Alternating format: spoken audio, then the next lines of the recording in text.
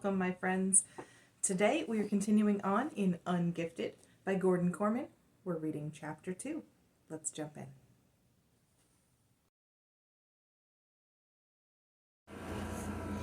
Unidentified. Dr. Schultz. IQ 127. To be the superintendent of a school district like Hardcastle, with its 47 buildings and more than 30,000 students, was a huge responsibility. A lot of administrators would have hundreds of complicated rules to follow. I only had one: no screw-ups. So when I took time out of my busy schedule and burdensome duties to attend a middle school basketball game, I expected to see orderly students, good sportsmanship, and happy alumni. What I did not expect to see was a giant metal ball blasting into the gymnasium, scattering players like tenpins. Not only did it create a dangerous situation, but it also reflected very badly on the Hardcastle schools. Miraculously, no one was injured. Still, there was a lot of chaos as the parents of the players rushed to their sons on the floor in an effort to protect them from whatever this onslaught was. I knew instantly. That globe was part of the statue of Atlas that stood on the knoll overlooking the school, and it certainly hadn't rolled itself down to the gym. I raced through the shattered door and onto the lawn.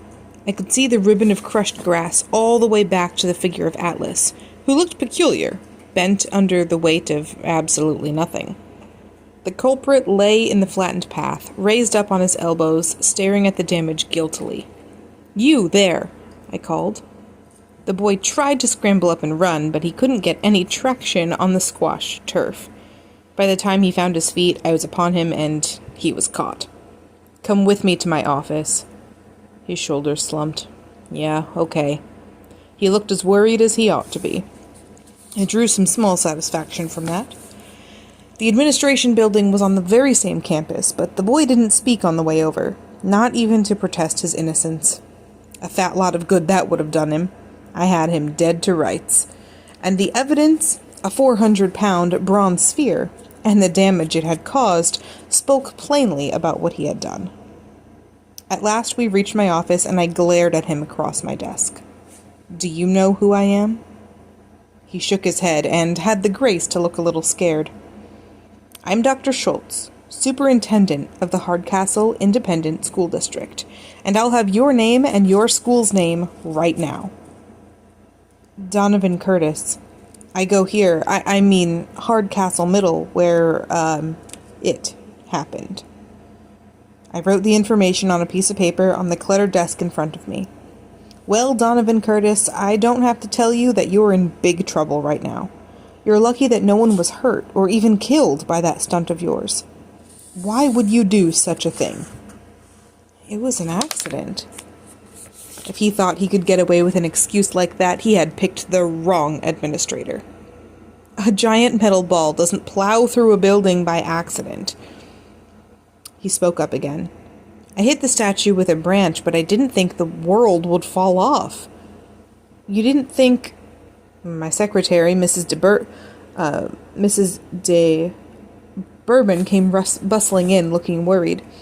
"I'm so sorry to disturb you, Dr. Schultz, but you're needed urgently back at the gym. Someone called the fire department from a cell phone, and you are the only one with the authority to send them away." She frowned. "Nothing's on fire, is it?" "No, of course not." I was halfway to the door when I hesitated. What to do with the boy? He was looking hopeful, as if he were home free, but believe me, he wasn't. It would serve him right if I left him sitting here, cooling his heels, while I went out to deal with the mess he'd made. But who knew how long that would take? By now those firefighters could be finding code violations in the gym, and I had a dinner meeting across town. I skewered him with my most severe expression. "You can go. I'll send for you tomorrow morning, and we can continue this discussion." He was out of there like a shot. I wasn't far behind him when Mrs. de Bourbon called me back. "I'm sorry to bother you again, but Student Services needs the list of the new candidates for the Gifted program." I sighed. Did everything have to pass through me? I was only one person. "It's on my desk, Cynthia. You can't miss it." What a nightmare. There was damage to the gym floor in addition to the doors, which were a total loss. The foundry that had made the statue had gone out of business 5 years ago, so good luck getting a replacement globe for Atlas. The district's insurance agent was on vacation for the next 2 weeks. I missed my dinner meeting and my dinner. By the time I got back to my office, I was almost insane with aggravation. This was exactly why I couldn't tolerate screw-ups. There was no such thing as just one. The first led to the second, and pretty soon they were coming at you in battalions. I needed to accomplish one real thing on this miserable day, and I knew exactly what it was going to be. I was going to call that boy's parents and let them know the damage and chaos their son's vandalism had caused. I scanned my desk for the paper where I'd written his name. It was gone.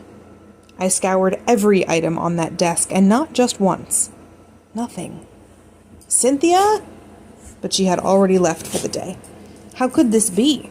That boy must have snuck back in and stolen the paper, hoping I'd forget his name among the 30,000 students I'm responsible for.